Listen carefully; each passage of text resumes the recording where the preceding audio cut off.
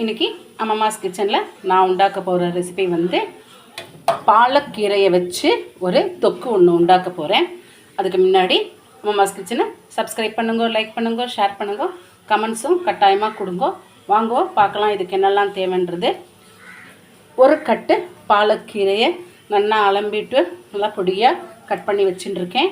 இது ஒரு 4 தக்காளி பொடியாக கட் பண்ணி வச்சுட்டுருக்கேன். வெங்காயம், பெரிய வெங்காயம் 3 வெங்காயத்துக்கு நல்லா பெருசாக கட் பண்ணியிருக்கேன். ஏன்னா இது அரைக்க போகிறோம், அதனால் பெருசாக கட் பண்ணி வச்சுருக்கேன். ஒரு பெரிய பூண்டு உரித்து வச்சுருக்கேன். இப்போ இதை எப்படி உண்டாக்கணுன்றது நான் காமிச்சு தரேன். இப்போது ஒரு மிக்சி பாத்திரம் எடுத்துட்டுருக்கேன். அந்த மிக்சி பாத்திரத்தில் கட் பண்ணி வச்சுருக்கிற வெங்காயம் எல்லாமே நம்ம போட்டு விடலாம்.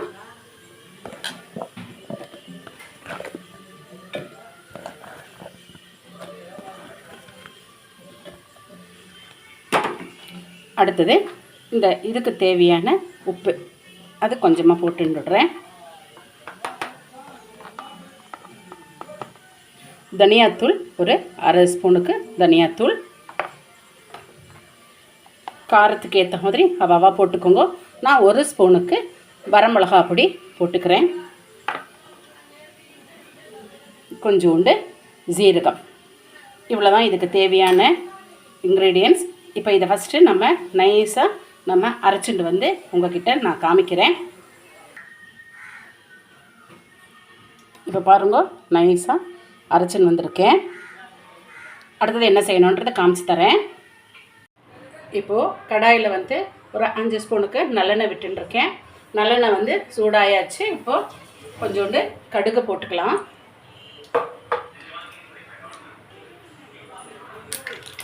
இப்போது கடுகு நல்லா வெடிக்கிறது. இதில் எடுத்து வச்சுருக்கிற பூண்டை போடலாம்.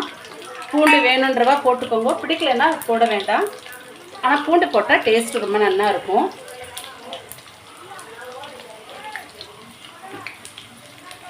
எடுத்து வச்சுருக்கிற தக்காளி பழத்தையும் இதில் போட்டுடலாம்.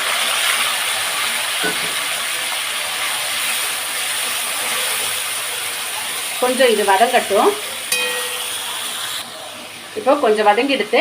இப்போ நம்ம அரைச்சி வச்சுருக்கோம் இல்லையா, இந்த அரைச்சி வச்சதையும் நம்ம இதில் விட்டுடலாம். கொஞ்சம் அதில் கொஞ்சம் வெள்ளத்தை விட்டு, அந்த அரைச்சதில் வெள்ளத்தை விட்டு, ஏன்னா பச்சை வாசனை போகணும் இல்லையா, அப்போது இதில் விட்டுடலாம்.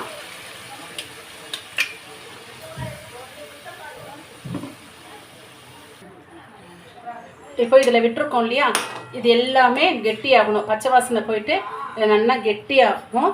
அந்த எண்ணெயும் பிரிஞ்சு வரணும். அது வரைக்கும் இது கெட்டியாகட்டும். இதை கொஞ்சம் தட்டை போட்டு நம்ம மூடி வச்சுடலாம். கொஞ்சம் சிம்மில் வச்சுக்கோங்க. இப்போ இது கெட்டியான பின்ன உங்களுக்கு காமிச்சு தரேன். இப்போ பாருங்க, நல்லா எண்ணெயும் பிரிஞ்சு வந்திருக்கு.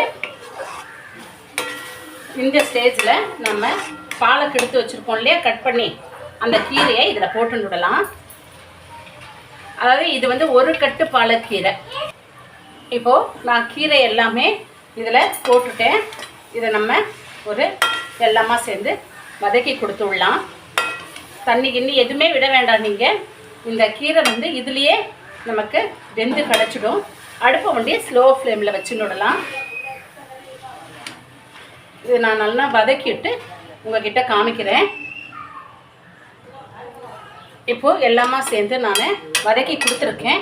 இதை நம்ம அப்படியே கொஞ்சம் வேகட்டும். இது நம்ம தட்டை போட்டு மூடி வைக்கலாம். கொஞ்சம் லோ ஃப்ளேம்லேயே வேகட்டும். இது அப்போ வெந்தும் நல்லா கிடைக்கும், நம்ம கீழே உட்காராதிக்கும் இருக்கும். இப்போது தட்டை போட்டு மூடிடுறேன். நான் வேகட்டும். வெந்துட்டு நான் உங்கள்கிட்ட காமிக்கிறேன்.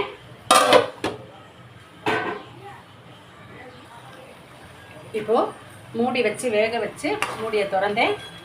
இப்போ இந்த ஸ்டேஜில் இருக்குது. இது இன்னும் தண்ணியெல்லாம் நல்லா வற்றணும். இந்த ஸ்டேஜில் நீங்கள் வந்து உப்பு பார்த்துக்கோங்க. ஏன்னா அரைக்கும் போது நம்ம போட்டுறது தான் உப்பு. உப்பு பார்த்துட்டு இதில் நீங்கள் போட்டுக்கோங்க. உங்களுக்கு உப்பு தேவைன்னா இது இன்னும் கொஞ்சம் நல்லா கெட்டி ஆகிட்டு வரட்டும். நான் அப்புறம் காமிச்சு தரேன். இதில் உங்களுக்கு வேணும்னா 1 ஸ்பூன் சுகர் போட்டுக்கோங்க.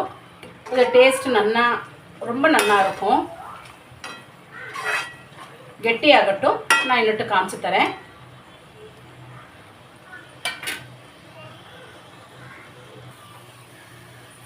இப்போ பாருங்க, நல்லா தண்ணி எல்லாம் வற்றி எடுத்து ஜம்முன்னு ஆகிடுது. அவ்வளோதான். அது ஒரு 10 நிமிஷம் இதில் வச்சு நம்ம ஸ்லோ இதில் நம்ம வச்சுட்டு இந்த மாதிரி பண்ணினோன்னா தொக்கு ஜம்முன்னு இருக்கும். தண்ணி இருக்காதிக்கு வற்றி விடணும் எல்லாமே. பார்த்தீங்களா, இந்த மாதிரி ஆகிடுது. அவ்வளோதான், பாலக்கீரை தொக்கு ரெடியாக இருக்குது. இதை நான் பிளேட்டிங் பண்ணி உங்கள்கிட்ட காமிக்கிறேன். இப்போது நான் பிளேட்டிங் பண்ணி காமிச்சிருக்கேன். இந்த பாலக் தொக்கு வந்து நமக்கு சப்பாத்திக்கும் யூஸ் ஆகும், நமக்கு ரைஸுக்கும் நம்ம பிசைஞ்சு சாப்பிடலாம்.